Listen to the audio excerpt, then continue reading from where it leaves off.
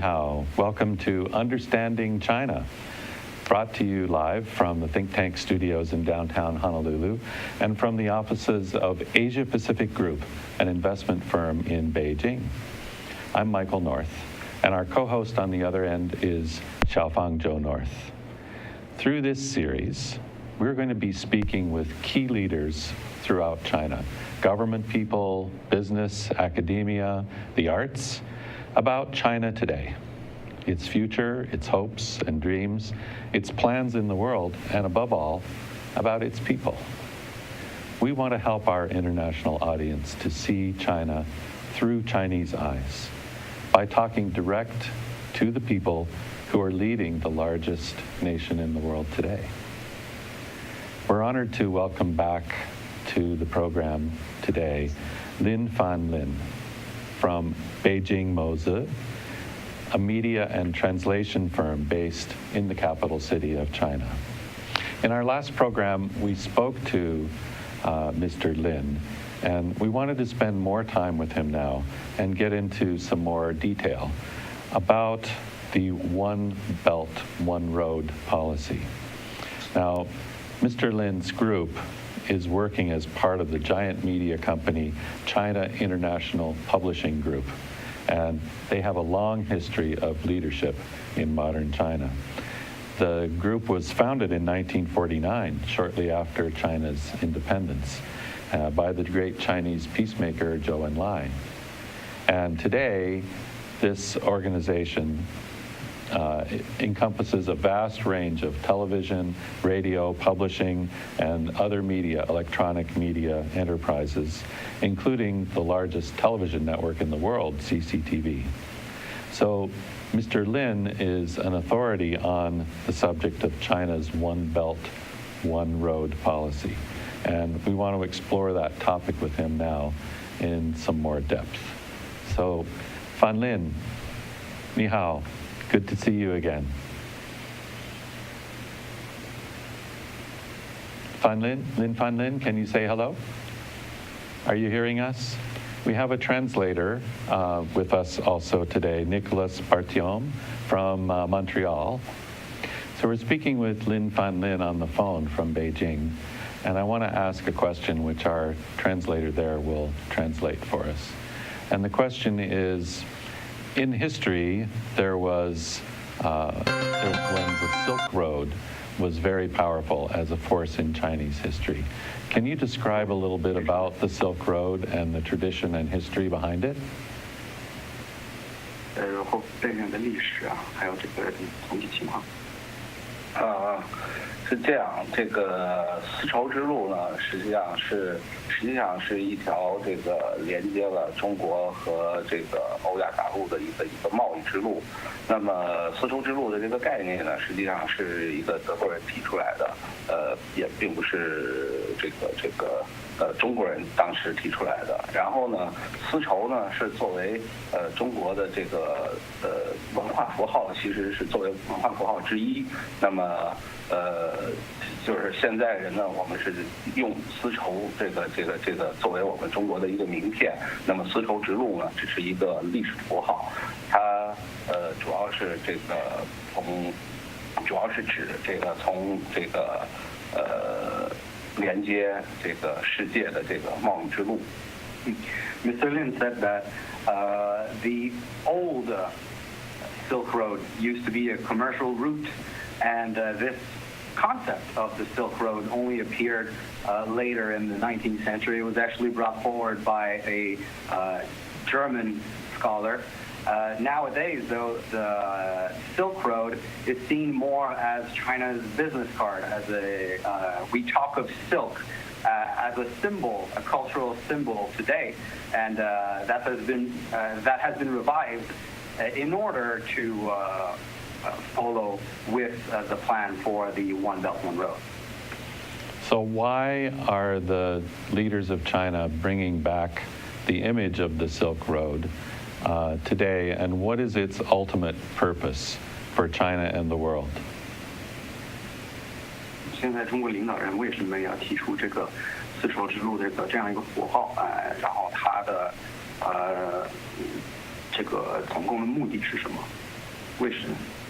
实际上这个“一带一路”这个概念呢，是中国的这个一个倡议，主要是世界的这个经济全球化，然后这个文化的多元化发展到今天，然后加上中国现在作为世界第2大经济体，然后它一个是它自身国家的内部的发展的需要，然后再一个就是说它对外有一些这个自身发展的一些需求，所以说中国的领导人呢会提出这样的倡议。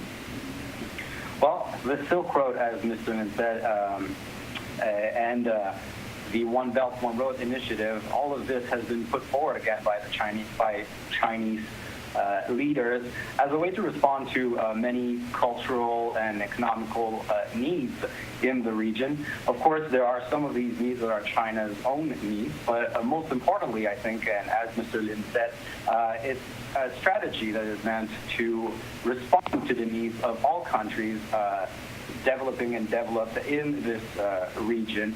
And this symbol is not only a symbol that China can identify itself with, but it's also a symbol that other countries that are also related and have been part of the historical Silk Road can also identify with. So it's an important symbol. 一墨尽则，沟通中外。北京墨泽国际文化发展有限公司是中国外文局旗下国有文化企业，中国翻译协会理事单位，直属于中国外文局教育培训中心，国家级的翻译团队，国家级的专业标准，国家级的严谨态度。墨泽文化的翻译业务日渐成为翻译领域的佼佼者，为中国与世界的跨文化交流搭建起权威可靠的语言服务平台，助力民族复兴，沟通世界文明。墨泽文化。So, what is your role personally in understanding and communicating the meaning of the Silk Road, and what is the role of Beijing Moze in this process? 墨泽公司在交流和解释和介绍这个丝绸之路和“一带一路”这个概念在这个方面上是有什么样的一个宗旨，或者自己的角色是什么？我们墨泽公司呢，主要呢就是说承担的这个把中国的这个故事介绍给世界，那么同时呢用世界的这个语言呢，我们去介绍世界的这个文化，然后同时也介绍给中国。那么在“一带一路”这个倡议之中呢，我们主要是从人文，然后从这个更多的是从文化的这个角度去切入，然后把中国的一些尤其是当代的一些这个优秀的一些文化和人文情况，然后介绍给世界。When it comes to the role of Moze in introducing and explaining the revival of the Silk Road as well as the new One Belt, One Road strategy, we feel it is our responsibility to introduce these things to the outside world using languages from the outside world from one point, and on the other hand as well to reintroduce these things to the Chinese people and to make sure that everybody is on a level of equality, a foot of equality. We mostly work from the perspective of humanities and culture, and we try to select outstanding cultural aspects in China that we think are of interest for the outside world, and to help the outside world better understand China this way, and in this fashion to tell China's story. So you're involved in the production of video and audio and conferences and translation. What are the specific activities that your group engages in? 除了视频，还有音频啊，还有这个翻译啊之类的，还我们这个墨子还有什么其他活动？还从事什么其他活动？我们主要是在这个通过文化交流的这种形式，比如说我们会和海外的一些机构，我们会达成一些合作协议，比如说在当地我们会去建一些关于语言的这种交流或者是培训或者是研究中心，然后呢通过这种形式，我们不仅是把中国的这个声音传播出去，再一个我们也去研究当地的这些文化、当地的语言，然后用他们的这种文化和语言呢，再介绍给中国，然后把中国的这个好的文化融入到这个世界这个大的文化家庭中去。Well, as Mr. Lin says, other than the things that you have aforementioned, we also do a lot in terms of cultural communication. So we will participate in conferences, in training, in meetings with representatives and delegations from outside China. And we will basically engage in what we have explained as being cultural communication and try to, on the first hand, explain what is China's story and what it consists in, and on the other hand, explain to the Chinese people what these delegations and representatives from outside might have to bring to the table and share with us in terms of this great initiative and in terms of cultural communication. Very good. There's a story in the China Daily today by Zhang Fei. He's an associate researcher at the Chinese Academy of International Trade and Economic Cooperation at MOFCOM, the Ministry of Commerce.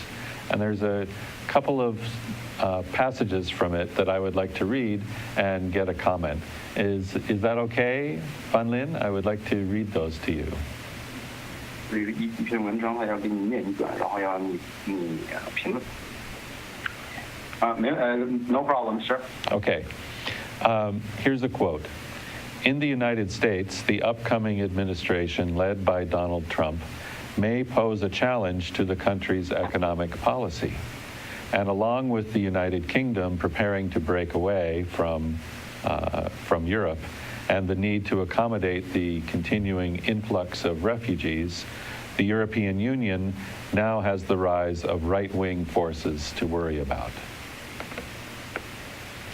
We can translate that. Yes. 他说现在特朗普下一届这个领导人呢，给整个世界还有欧盟带来了很多挑战。然后另外在欧盟现在，英国不是要离开这欧盟又有这个难民的问题啊，也是越来越严重了。现在欧盟最担心的一个点是什么？就是这个右派极端人员的这个，它是一个比较担心的问题。然后请问怎么看这个事情？ Okay, I will go on and then ask for a comment. But even as Western decision makers retreat from globalization and shift their focus to domestic issues, China is pursuing and upholding more open and inclusive cross-border trade. 现在在西方领导人越来越不关注这个国际化，而现在关注更多的是这个国内的内部一些问题。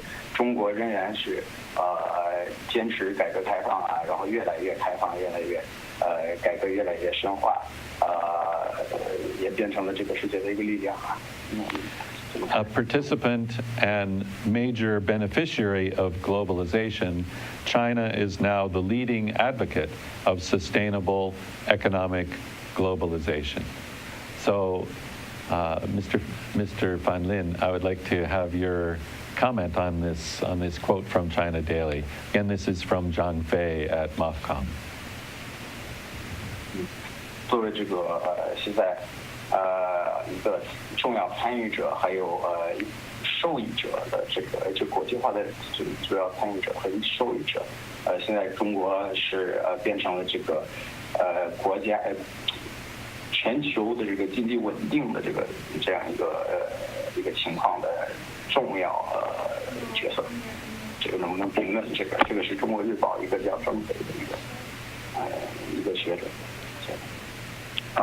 这个关于这个刚才您念的这篇文章，我之前也没有看过啊。我就是说，这只代表我自己个人的一些想法，不代表其他人的观点。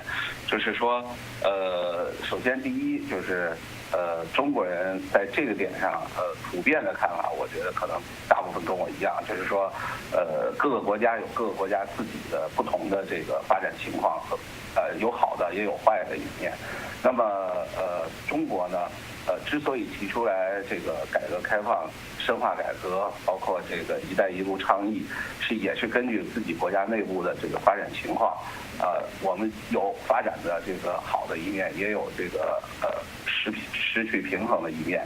所以说，综合了这种国内的这种情况，然后中国提出了这个“一带一路”的倡议。那么其他国家呢，有其他国家自己不同的情况，每个国家的情况都不一样，而且环境也比较复杂。所以说这个事情呢，我现在也不好贸然的去做一个评论。我们只能说，中国有一句话叫“拭目以待”，就是我们就是慢慢的观察，慢慢的去解决这些。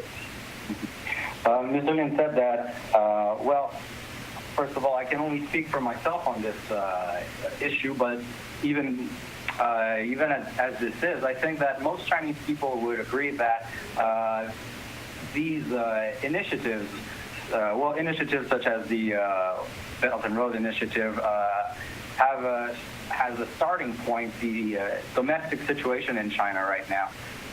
Of course, in terms of economic development, China has, or in terms of development in general, China has high points and has also aspects in which maybe it has lost a certain balance. And this is why it has continuously kept deepening its will to reform and the reform itself.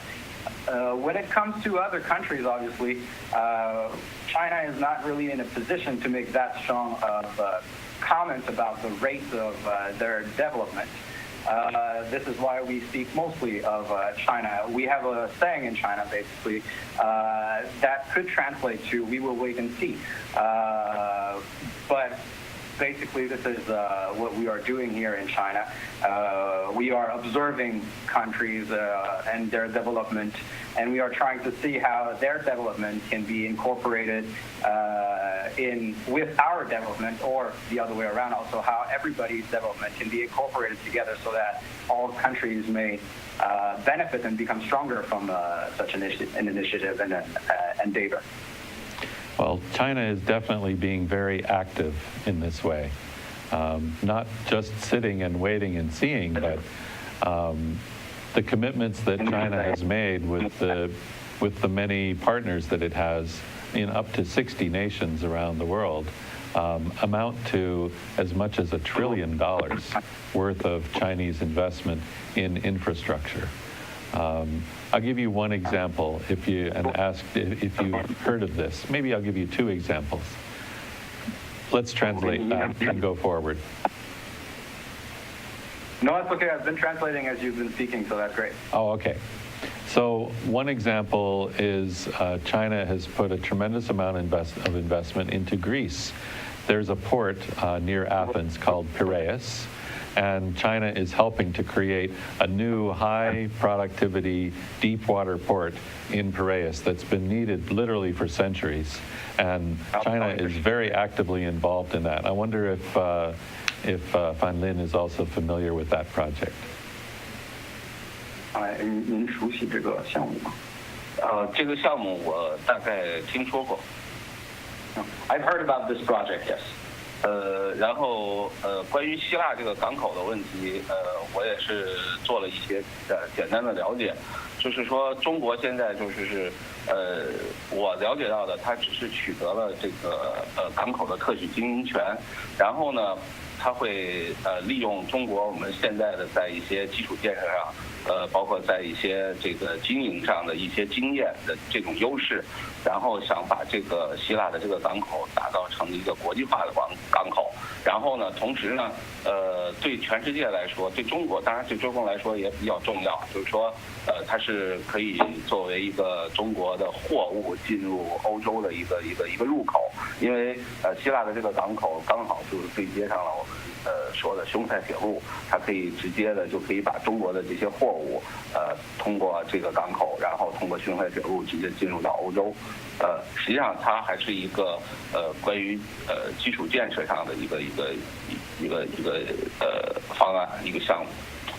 So yes, I've heard a little bit about this project, and I've done my own research on it.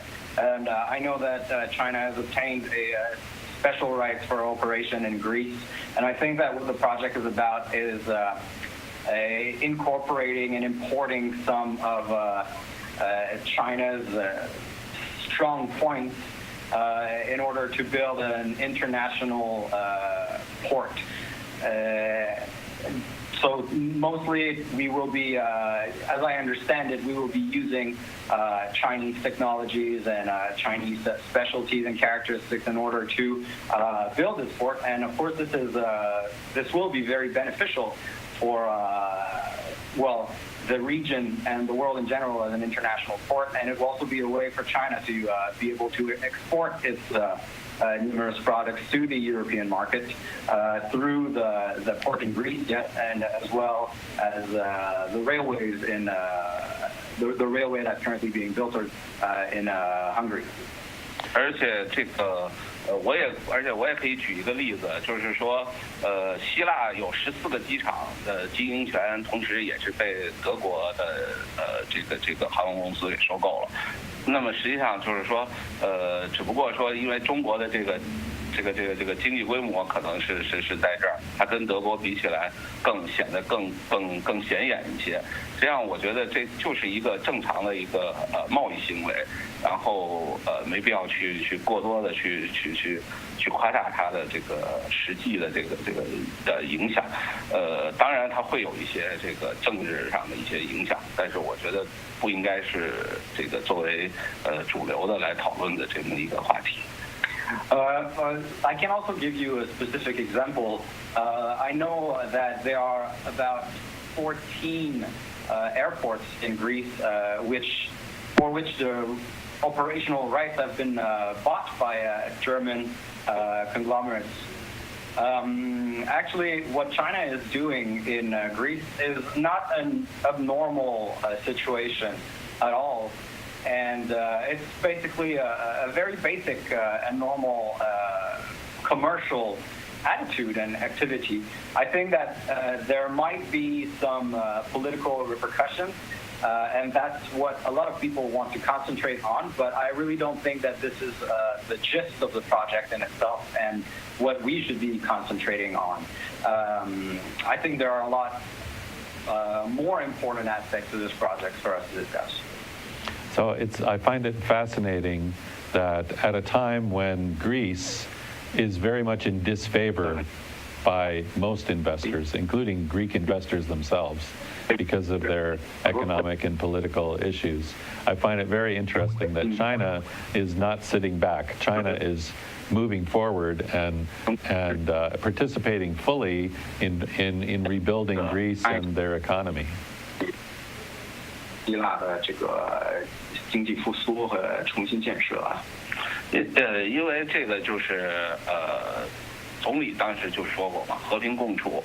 实际上，这个中国人一直秉持着这么一个态度，尤其是从这个49年新中国成立以来，对吧？这个我们并不想去在世界上称霸，我们只是想把我们自己的国家建设好，然后我们和其他的国家有个友好的这种外交关系，然后我们共同的这个在这个世界，在这个地球这个环境当中，我们去共同的发展，共同的成长。Well, it's as our prime minister once said that. The idea is to be able to live in harmony in this world, and well, China since the birth of the new China, basically in '49, China has been developing itself and focusing on its own development, and now it's also become interested in the development of other developing countries. And the goal in this is not to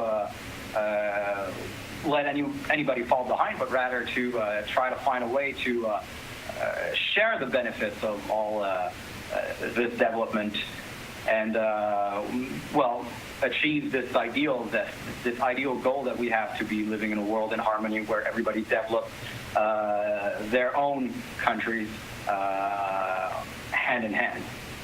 Well, this is actually very similar to the development philosophy, the international development philosophy of the United States, which we've been trying to practice to share prosperity and technology and people with all the countries of the world, especially since World War II. So I must say that it is truly inspiring at this time to see China joining America in their role in international development, and what America and China can do together could be very exciting. 确实是这个中国现在成为这个经济第二大体以后呢，确实它的在国际上发挥着一定的这个影响力。因为从历史上来看，中国呢也是一个在东方来说也是一个神秘的大国，就是但是呢，出于这个文化上的一些差异的问题，就是大家始终对这个中国有一些这个理解上的一些偏差。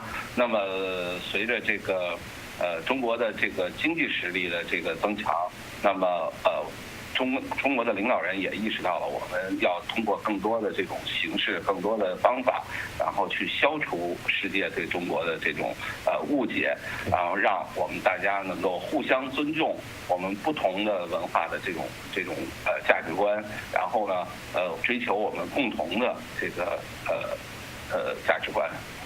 Thank you very much, Lin Fanlin. We need to move on. We'll close this, and we'll take this subject up again in the next program and go even deeper. Aloha from Honolulu to Beijing.